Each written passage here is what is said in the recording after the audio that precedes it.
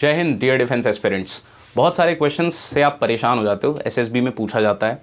कई सारे बच्चे कहते हैं sir rapid fire, that is basically to test your retention. वो आपका CIQ होता है। अगर आप पढ़ोगे तो आपको कभी कन्फ्यूजन नहीं होगा या कन्फ्यूजन बहुत कम होगा, लेकिन फिर भी to help you let us see कुछ ऐसे क्वेश्चंस जो बहुत टफ होते हैं, जो बच्चों को बहुत टफ लगते हैं, and how to answer them. So 10 toughest questions in the SSB interview. Key questions, let us see. Why do you want to join the armed forces?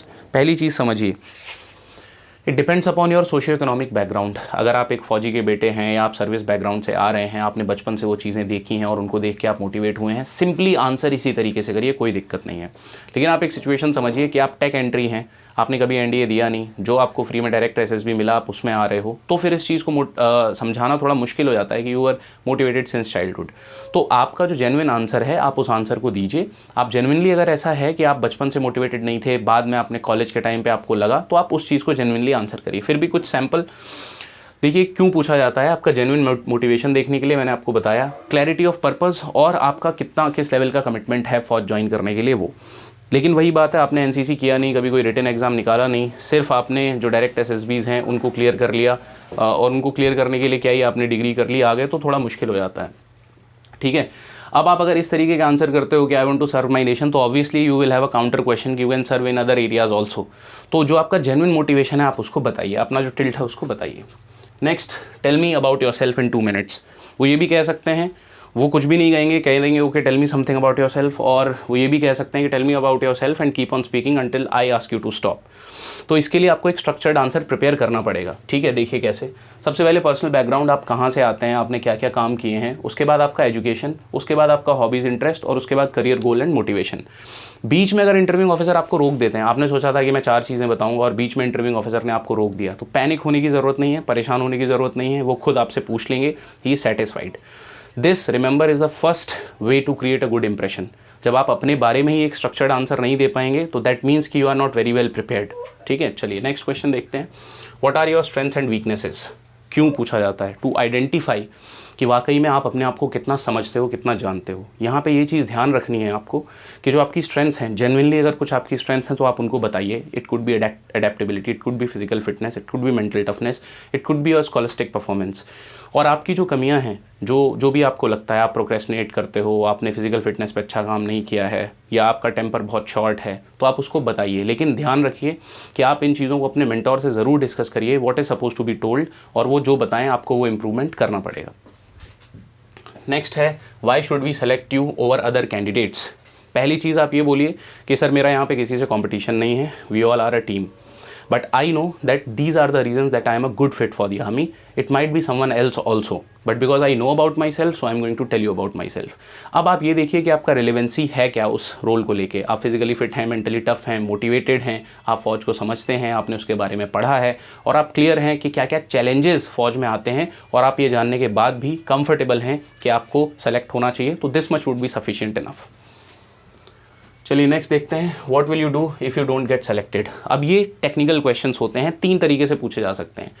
What if you are not selected in this attempt, पहला।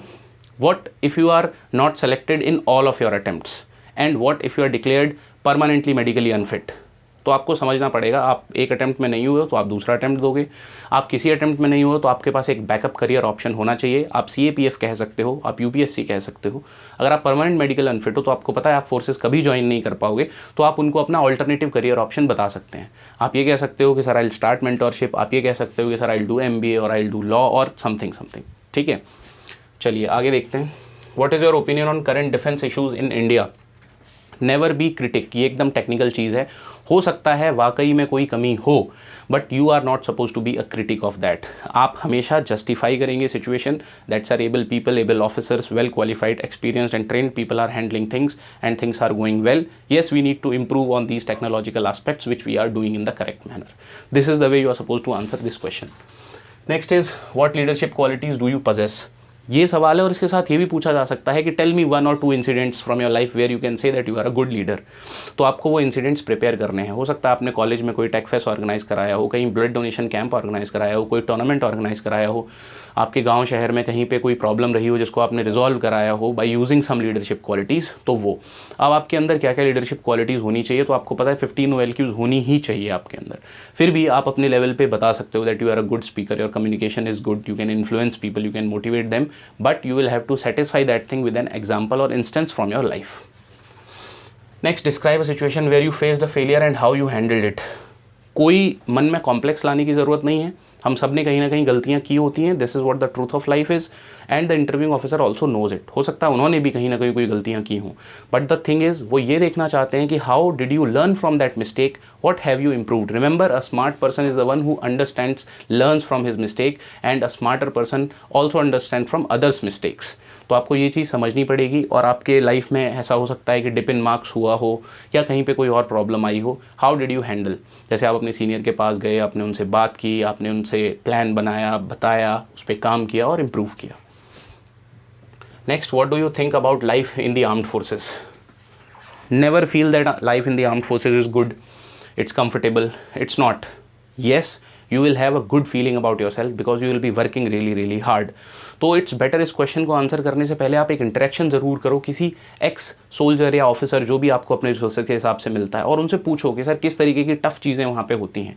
उसको जानोगे तो आपके मन में एक अच्छा impact create होगा, एक रियल इम्पैक्ट क्रिएट होगा, and then you can assess the situation and answer it.